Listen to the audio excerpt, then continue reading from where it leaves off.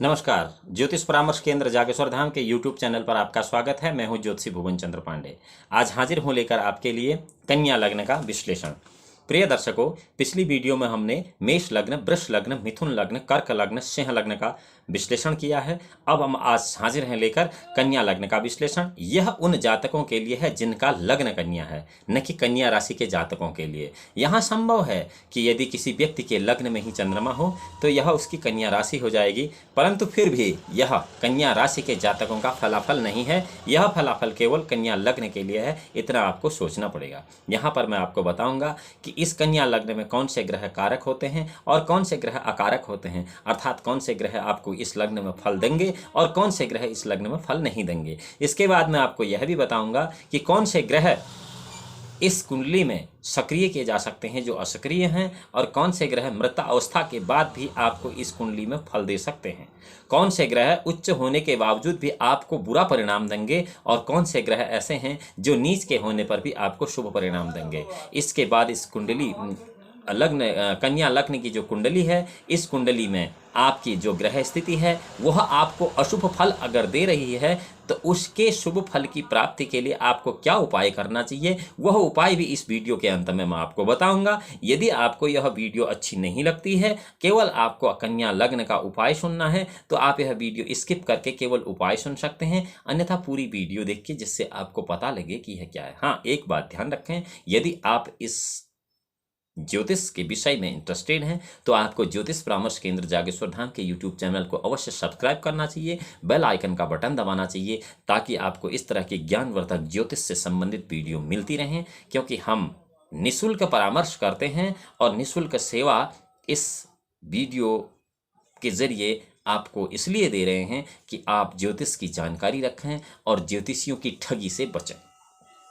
ज्योतिषियों की जो दो महान ठगियां हैं उनमें काल सर्प योग और पितृदोष, ये दो बहुत बड़ी ठगियां हैं। इनके लिए मैंने विशेष अलग से दो वीडियो इसी चैनल पर अपलोड किए हुए हैं, आप उनको देख सकते हैं।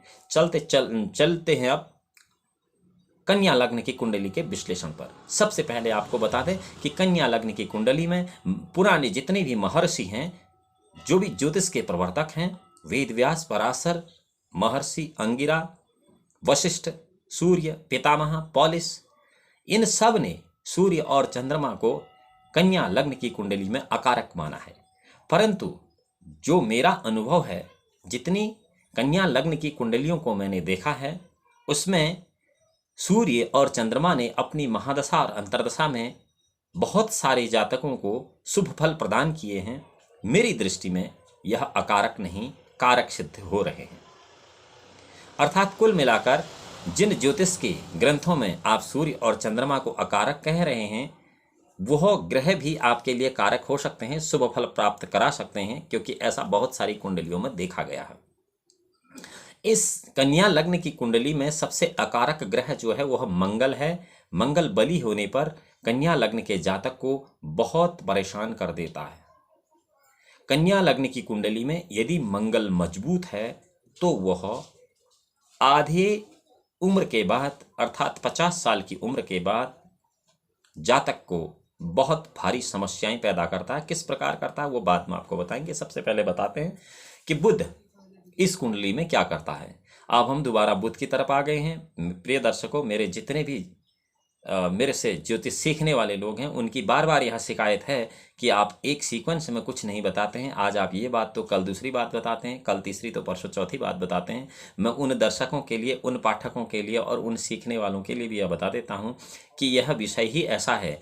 आप किसी एक सब्जेक्ट को किसी एक हिसाब से पढ़ सकते हैं, लेकिन ज्योतिष इसका अपवाद है। यद्यत शिखा मयूराणाम नागानाम मणियो तथा तदद वेदांग शास्त्रणांग ज्योतिषं मूर्धन्यं स्थितम्।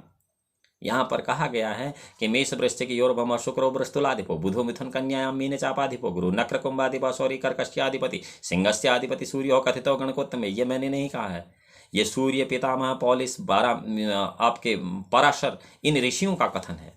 क्योंकि अगर आप बुध लग्न की बात करेंगे तो सर्वश्रेष्ठ उसमें सबसे पहले लाजमी यह बुध आएगा। सिंह लग्न की बात करेंगे सबसे पहले सूर्य का बखान होगा। कर्क लग्न की कुंडली का अगर फलादेश करेंगे सबसे पहले चंद्रमा का बखान होगा। मिथुन लग्न की कुंडली का बखान करेंगे तो सबसे पहले फिर बुध का होगा। और वृष लग्न के लिए शुक्र का और मेष लग्न के लिए मंगल का। ऐसी तुला लग्न में फिर पुनः शुक्र आ जाएंगे और उधर वृश्चिक लग्न में मंगल, धनु और मीन में गुरु और नक्र कुंभ यानी कि मकर और कुंभ राशियों में सबसे पहले शनि का विश्लेषण करना पड़ता है। यह ज्योतिष के सैद्धांतिक नियम है, इसलिए आपको इसमें संशय करने की जरूरत नहीं है। हाँ, जो लोग इसमें संशय करते हैं यह पूर्ण रूप से है कि उन्हें ज्योतिष का भी ज्ञान नहीं है, इसलिए आपको भी ज्योतिष सीख लेना चाहिए यदि आप इसमें महारत हासिल करना चाहते हैं तो। इसके लिए कुछ नियम और शर्तें हैं जो आप ज्योतिष सीखने के समय उपयोग में ला सकते हैं, क्योंकि आपको पता लग जाएगा कि हम कितनी जल्दी या कितनी तीक्ष्णता से या हमारा कितना प्रखर बुद्धि के माध्यम से हम इस ज्योतिष को सीख पा रहे हैं या समझ पा रहे हैं, क्योंकि जब तक समझ में नहीं आएगा तब तक सीखना भी मुश्किल है। चलिए चलते हैं कन्या लग्न की कुंडली पर क्या क्या कौन कौन से ग्रह कैसे कारक और अकारक होते हैं। सर्वप्रथम आपको बता दें कि सूर्य और चंद्रमा सैद्धांतिक नियम से अकारक हैं कन्या लग्न की कुंडली में, लेकिन मेरी दृष्टि में यह शुभ फल की जगह शुभ फल अधिक देते हैं, इसलिए सूर्य और चंद्रमा से कन्या लग्न में डरने की जरूरत नहीं है। आते हैं मंगल पर। मंगल इस कुंडली में बहुत घातक है। क्यों है? क्योंकि मंगल यहाँ पर तीसरे भाव का स्वामी है और उसके बाद 8वें भाव का स्वामी है। कन्या लग्न की कुंडली में तीसरे भाव में और 8वें भाव का स्वामी होने से मंगल एक तो त्रिक स्थान का स्वामी हो जाता है। एक मंगल के बारे में यह कहा गया है गणेश देवज्ञ द्वारा कि अग्रजम चर बिरहंति पृष्ठ जातम शनैश्चर अग्रजम पृष्ठजम हंति सहजस्तो धरासुतम। कन्या लग्न की कुंडली में अगर मंगल मजबूत है और वह तीसरे भाव में है तो वह छोटे बड़े घर में जितने भी भाई बंधु हैं सबका काम तमाम करता है। किसी भी मामले में, स्वास्थ्य के मामले में या फिर लड़ाई झगड़े के मामले में या फिर आर्थिक स्थिति के मामले में या फिर किसी बीमारी के मामले में बहुत घातक हो जाता है सभी के लिए मंगल। और मंगल जो है कन्या लग्न की कुंडली में किसी भी जातक को 40 वर्ष की आयु के उपरांत बहुत ज़्यादा अय्यास और नशेड़ी बना देता है। यह प्रत्येक कुंडली के जातक को ध्यान रखना चाहिए कि यदि कन्या लग्न की कुंडली है और मंगल तीसरे या 8वें भाव में स्थित है तो ऐसा जातक बहुत बड़ा नशेड़ी हो जाएगा। और इस नशे से उबारने का उपाय जो है वो भी हम इसमें अंत में बताएंगे, लेकिन यहाँ यह जरूरी है कि आप इसे नशा मुक्ति केंद्र में डाल के इसका नशा नहीं छुड़ा सकते हैं।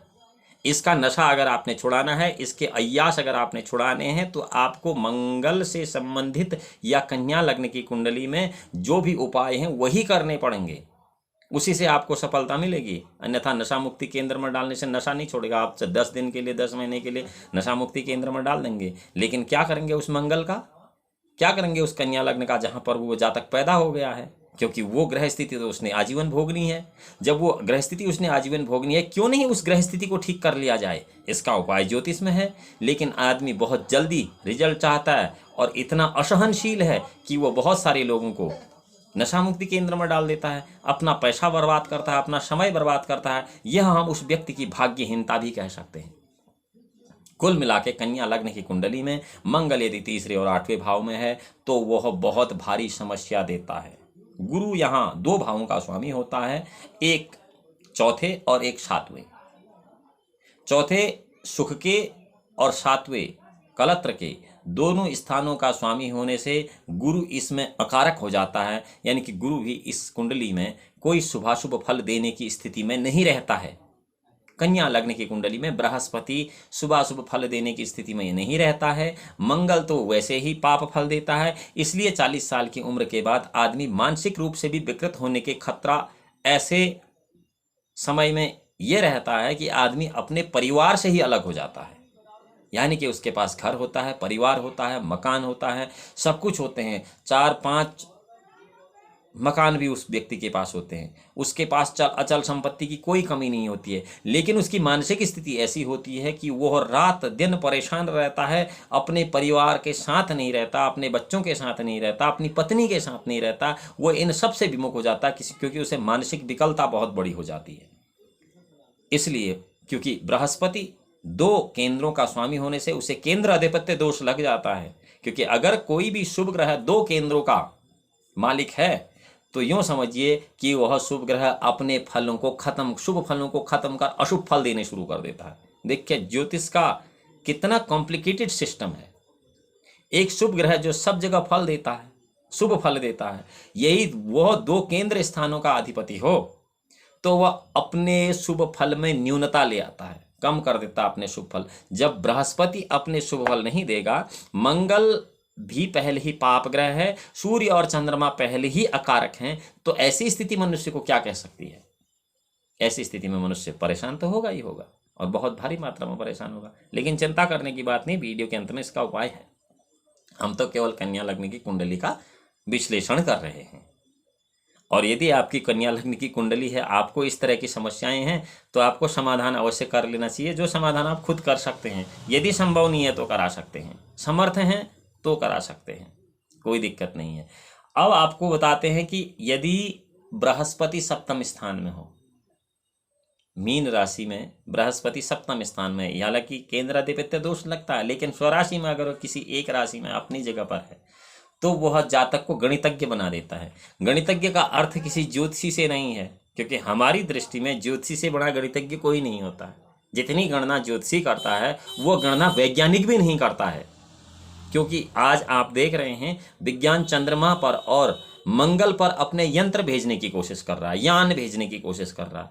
उसके बाद भी कई बार वो सफल होता है, कई बार असफल होता है। लेकिन ज्योतिषी बुध गुरु शुक्र शनि राहु केतु की गणना हजारों साल पहले कर चुका है, तो इसलिए ज्योतिषी बहुत बड़ा गणितज्ञ होता है। इसका अर्थ यह नहीं है कि बृहस्पति यदि सप्तम भाव में मीन राशि में है तो गणितज्ञ का मतलब ज्योतिषी नहीं। बृहस्पति यदि मीन राशि में है, कन्या लग्न की कुंडली है, तो ऐसा जातक गणक जरूर होता है। गणक अर्थात गणितज्ञ, CA chartered accountant, bank manager, teacher of mathematics, ये सारे फल यहाँ हैं। यदि कन्या लग्न की कुंडली है, सप्तम भाव में बृहस्पति है, तो ऐसा व्यक्ति गणित का अध्यापक, बैंक में मैनेजर और चार्टर्ड अकाउंटेंट जैसे नौकरियों में अपनी आजीविका करता है।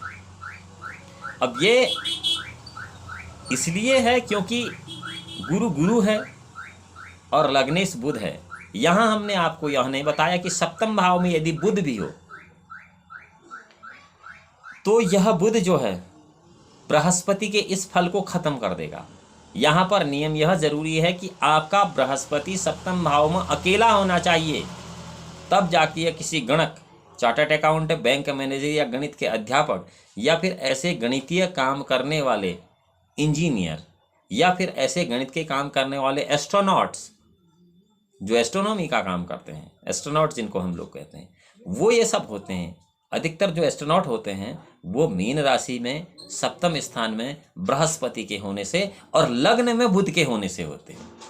यहाँ पर हमने बुध की चर्चा तो की ही नहीं अभी, विषय जबकि बुध था शुरुआत में।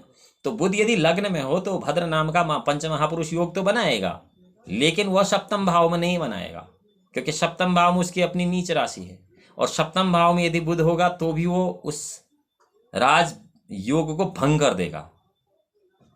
तो यहाँ लग्न में अगर बुध है, कन्या लग्न में सप्तम भाव में देवगुरु बृहस्पति हैं, तब जाके वह गणक, गणितज्ञ, चार्टर्ड अकाउंट, बैंक मैनेजर, गणित का अध्यापक, शेयर मार्केट में आकलन करने वाला जो व्यक्ति होता है, जो शेयर मार्केट का आकलन करता है, वो ऐसी स्थिति में ही जन्म लिए हुए लोग होते हैं जिनकी कन्या लग्न की कुंडली होती है। कन्या लग्न में ही बुध होता है और सप्तम स्थान में देवगुरु बृहस्पति होते हैं।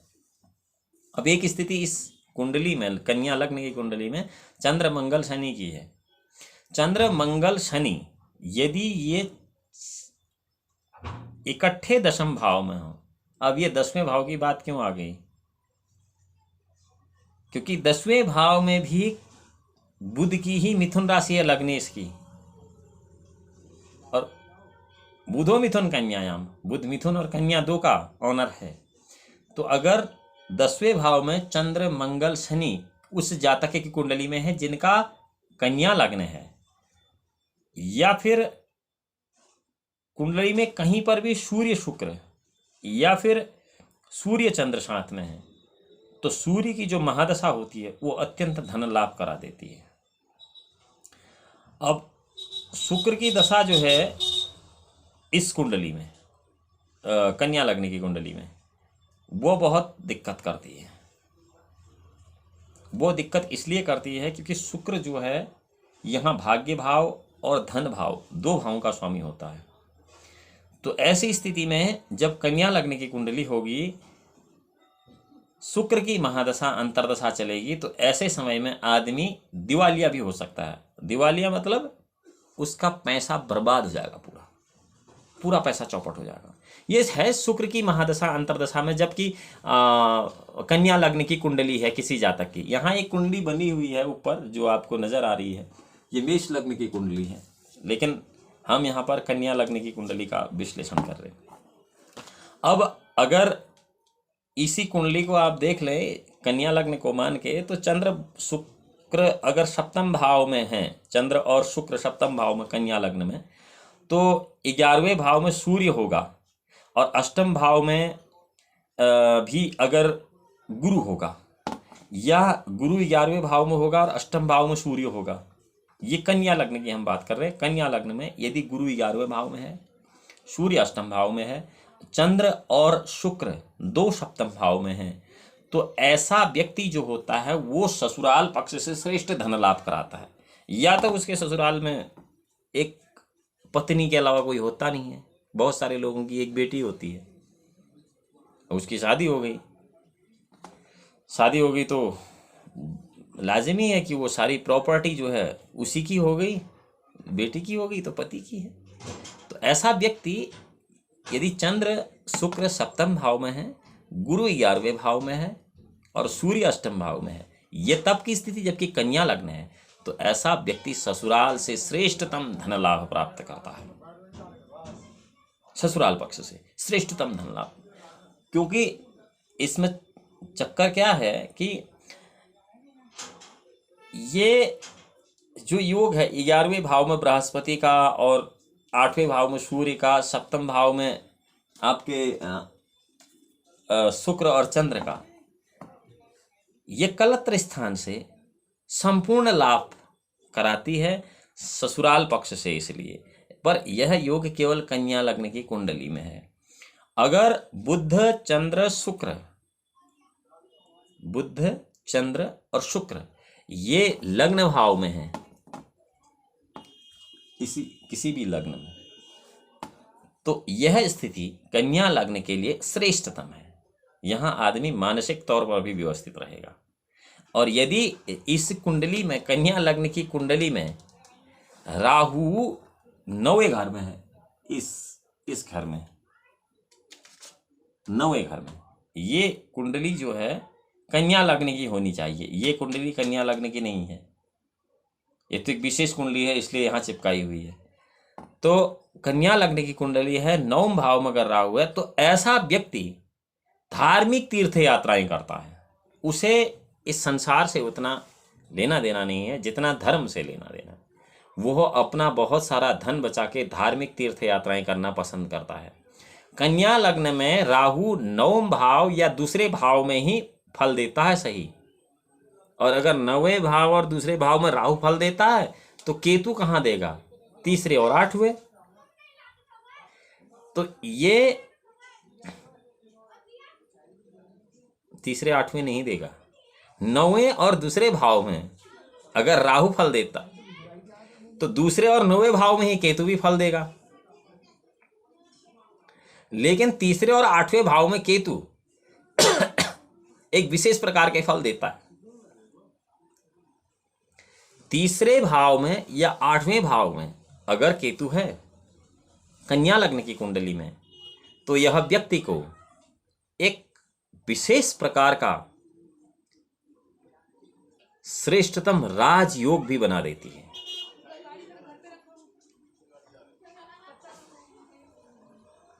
केतु पुष्ट ग्रह है। केतु हमेशा विपरीत फल देता है। राहु, यद्यपि राहु और केतु का अपना कोई अस्तित्व नहीं है, मैंने कई वीडियो में आपको ये बताया है, ये जिस ग्रह के साथ बैठते हैं उस ग्रह के जैसे हो जाते हैं। लेकिन अगर अकेले हों और ऐसी स्थिति हो कि कन्या लग्न हो, तीसरे या 8वें भाव में केतु हो, तो जातक को बहुत उच्च श्रेणी का व्यक्तित्व बना देता है। कुल मिलाकर कन्या लग्न की कुंडली में मंगल बहुत अकारक है, सूर्य चंद्र सम है, बृहस्पति भी इस कुंडली में अकारक है, बुध लग्न में कारक है, सप्तम भाव में अकारक है। बुध को लग्न में या बृहस्पति को सप्तम में यदि इकट्ठा किसी कुंडली में देखते हैं तो वह बहुत श्रेष्ठतम योग होता है। अब आपको बताते हैं कि यदि आपकी कन्या लग्न की कुंडली है और आपकी ग्रह स्थिति ऐसी नहीं है जैसी अभी बताई, तो आप अपनी कुंडली का विश्लेषण यदि कराना चाहते हैं तो किसी विद्वान ज्योतिष से करा सकते हैं, अन्यथा इसी यूट्यूब चैनल के कमेंट बॉक्स में अपना डिटेल भेज सकते हैं, हम आपका निःशुल्क समाधान करेंगे।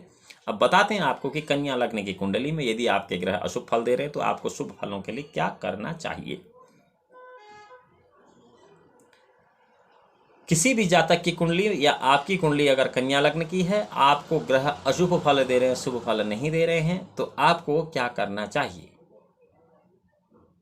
आपको भगवान विष्णु का ओम विष्णु रराटमश विष्णु इस मंत्र का नित्य 1 प्रतिमाला, ये मंत्र पूरा आगे को और है, सुबह और शाम करना चाहिए, जिससे आपकी कुंडली में स्थित सभी ग्रह कन्या लग्न के लिए मात्र अशुभ फल छोड़कर शुभ फल प्रदान करना शुरू कर देंगे। भगवान भोलेनाथ आपका परम कल्याण करें। अगली वीडियो में जब हम हाजिर होंगे तुला लग्न का शुभाशुभ विश्लेषण लेकर, तब तक के लिए नमस्कार।